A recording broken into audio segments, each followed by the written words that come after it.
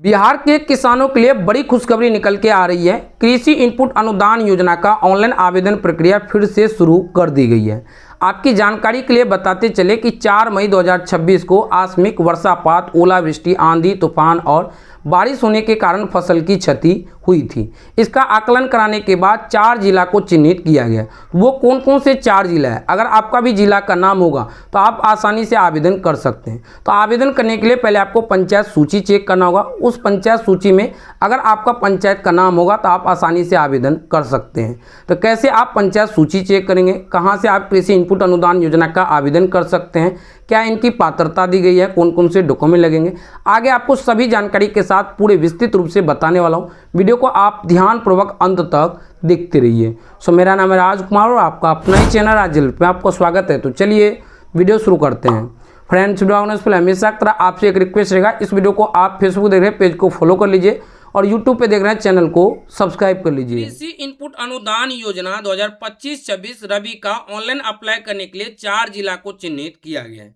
आपकी जानकारी के लिए बताते चले कि 4 मई 2026 को आकस्मिक वर्षापात, ओलावृष्टि, आंधी तूफान और बारिश होने के कारण जो फसल की क्षति हुई उसका आकलन कराने के बाद 4 जिला को चिन्हित किया गया, जो कि पूर्णिया, अररिया, सुपौल, मधुबनी और किशनगंज। तो अभी आपको अररिया जिला का देखने को नहीं मिलेगा। हो सकता है कि कुछ दिनों बाद आपको अररिया जिला को देखने को मिले, लेकिन अभी आप पूर्णिया, सुपौल, मधुबनी और किशनगंज जिला से आते हैं तो आप आसानी से आवेदन कर पाएंगे। आवेदन करने से पहले इस वेबसाइट पर आना होगा, पंचायत सूची चेक करना होगा। उस सूची में आपका पंचायत का नाम होगा तो आप आसानी से आवेदन कर सकते हैं। तो इसके लिए आपको सबसे पहले गूगल ओपन करना है। गूगल पे टाइप करना है rajhelps.in, ये लिख के आपको सर्च करना है। जैसे आप सर्च करें तो पहले नंबर में राज हेल्प वेबसाइट लिंक देखने को मिलेगा, इस पर आपको क्लिक करना है। क्लिक करते ही इस तरह से आप rajhelps.in की वेबसाइट पर आ जाएंगे। अब आपको इस तरह से नीचे की तरफ आना है और यहाँ देखिए आपको लेटेस्ट अपडेट कैटेगरी देखने को मिलेगा और इसके ठीक नीचे यहाँ देखिए बिहार कृषि इनपुट अनुदान योजना अप्लाई ऑनलाइन 2026 कृषि इनपुट अनुदान योजना का ऑनलाइन आवेदन शुरू, सुपौल, पूर्णिया, किशनगंज, मधुबनी जिला के आवेदन करें। इस पर क्लिक करके आर्टिकल को ओपन कर लेना है। अब हो सकता है कि आप देर से विजिट करें तो ऐसे में आपको ये आर्टिकल ऊपर नीचे देखने को मिले, तो ऐसे में आप इस तरह से ऊपर की तरफ आ जाइएगा और यहाँ आपको सर्च बटन देखने को मिलेगा। तो इस जगह टाइप कर लेना है बिहार कृषि इनपुट अनुदान योजना अप्लाई ऑनलाइन 2026, ये लिख के आपको इस तरह से सर्च कर देना है। जैसे आप सर्च करें तो पहले नंबर में आपको ये आर्टिकल देखने को मिलेगा। इस आर्टिकल को ओपन कर लीजिए। अब इस आर्टिकल में पूरी जानकारी के साथ पूरे विस्तृत रूप से बताया गया है, तो आप इन्हें एक एक करके पूरे बारीकी से पढ़कर आसानी से पूरी जानकारी जान सकते हैं। और नीचे यहाँ आपको ऑफिशियल सूचना भी देखने को मिलेगा और आप थोड़ा सा नीचे की तरफ आएंगे तो इस योजना की पूरी जानकारी दी गई है। यहाँ पे पंचायत सूची चेक करने की जानकारी दी गई है और यहाँ देखिए step by step online apply करने की पूरी प्रोसेस बताया गया है। और आप थोड़ा सा नीचे आएंगे तो यहाँ आपको इंपोर्टेंट लिंक सेक्शन देखने को मिलेगा और यहाँ देखिए डायरेक्ट ऑनलाइन अप्लाई के आगे क्लिक है, इस पर आपको क्लिक करना है। क्लिक करते ही इस तरह से आप इस पेज पे आ जाएंगे। आप पंचायत सूची चेक करना चाहते हैं तो इसके लिए आपको फिर से इसी आर्टिकल पे आना है और यहाँ देखिए पंचायत लिस्ट डाउनलोड के आगे क्लिक है, इस पर आपको क्लिक करना है। क्लिक करते ही इस तरह से पंचायत लिस्ट देखने को मिलेगा। अब इसमें आपको एक एक करके पूरे बारीकी से चेक करना होगा। तो पहले आपको अपना जिला का नाम देखना है, इसके बाद आपको ब्लॉक का नाम और इसके बाद आपको अपना पंचायत का नाम। अब इसमें चेक करते हैं, मान लीजिए आपका पंचायत का नाम है तो अब आप आसानी से आवेदन कर सकते हैं। आवेदन करने के लिए फिर से इसी पेज पे आना है और नीचे देखें तो यहाँ देखिए पूरी जानकारी दी गई है कि जो आवेदन प्रक्रिया वो 20 जून 2026 से सुबह 6 बजे से शुरू की गई है और अंतिम 24/6/2026 10 बजे तक आवेदन कर पाएंगे। एक किसान अधिकतम 2 हेक्टेयर के लिए आवेदन कर सकते हैं। रैयत गैर रैयत दोनों आवेदन करेंगे। रैयत किसान को जमीन से जुड़ी एलपीसी या लगान रसीद की आवश्यकता होगी और गैर रैयत को स्वघोषणा पर डाउनलोड करना होगा, जो कि आप यहाँ से भी डाउनलोड कर सकते हैं या फिर इसी आर्टिकल के नीचे यहाँ देखिए डिक्लेरेशन फॉर्म के आगे क्लिक है, इस पर भी क्लिक करके डाउनलोड कर सकते हैं। अब आवेदन करने के लिए आवेदन करें पे क्लिक करना है। इसके बाद अगले स्टेप में इस तरह से नया पेज खुलेगा। अब यहाँ देखिए पंजीकरण संख्या, तो यहाँ पर आपको अपना किसान पंजीकरण नंबर एंटर करना है और सर्च विकल्प पर क्लिक करना है।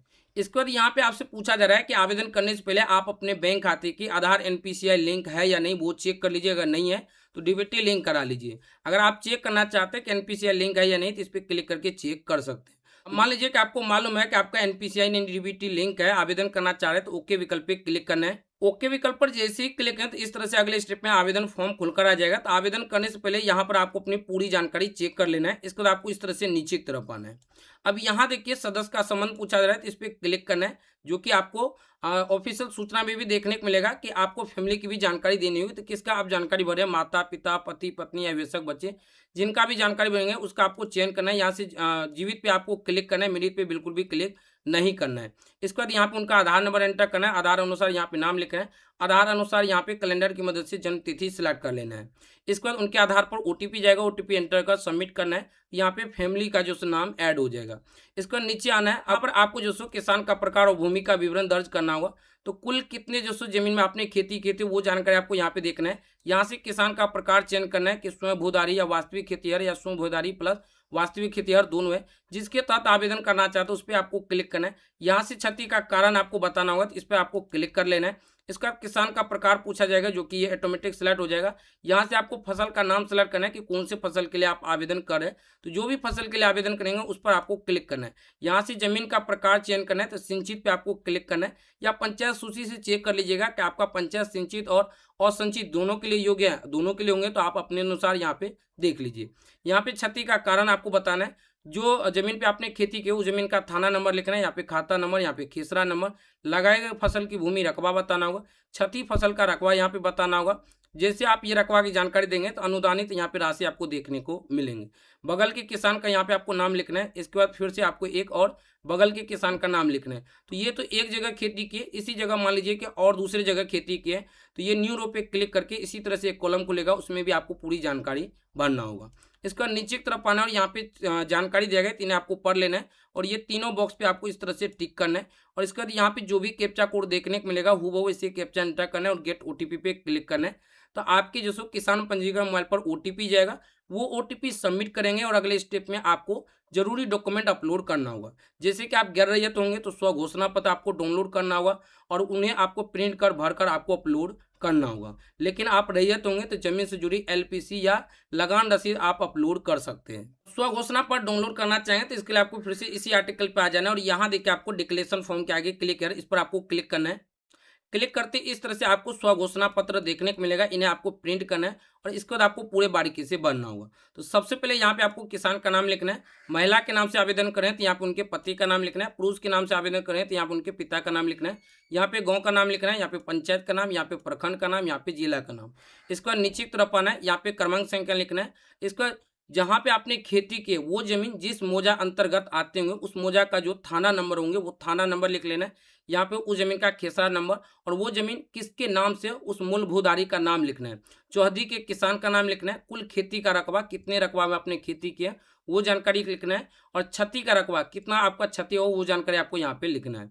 इसी तरह से मान लीजिए एक और दूसरी जगह खेती की है तो उसकी जानकारी यहाँ लिखना है। तो अगर आप आवेदन करते समय यहाँ पे 2 कॉलम में जानकारी देंगे तो इसमें आपको जो सो 2 कॉलम में भी जानकारी भरना होगा। अगर आप एक ही कॉलम में दे रहे हैं तो एक ही कॉलम भरना है। इसके बाद यहाँ पे आपको अलग अलग के 2 किसान का नाम लिखना है। तो यहाँ पे किसान का नाम लिखना है, यहाँ पे किसान का पता, यहाँ पे उनका मोबाइल नंबर और यहाँ पे उनका हस्ताक्षर। इसी तरह से दूसरे किसान का नाम, पता, मोबाइल नंबर, हस्ताक्षर। इसके बाद यहाँ पे आपको दिनांक लिख लेना है और किसान का यहाँ पे हस्ताक्षर या अंगूठा निशान होनी चाहिए। इसका नीचे देखें तो यहाँ देखिए आप अपने पंचायत के वार्ड सदस्य या फिर मुखिया से या सरपंच से या पंचायत समिति किसी एक से आपको हस्ताक्षर मोहर करवा लेना है और यहाँ पे आपको कृषि समन्वय से हस्ताक्षर मोहर करवाना है। इसके बाद गैर रैयत के तहत आवेदन करेंगे तो आपको आवेदन के समय वो स्कैन कर अपलोड करना होगा। सो ये एक जानकारी थे। तो इस वीडियो में हमने आपको मोटा मोटी जानकारी दी है। अब एक और वीडियो आएगा जिसपे आपको step by step online apply करने की कंप्लीट प्रोसेस यानी कि ऑनलाइन अप्लाई करके कंप्लीट दिखाने वाला हूँ। तो इसके लिए आप उस वीडियो का इंतजार कर सकते हैं।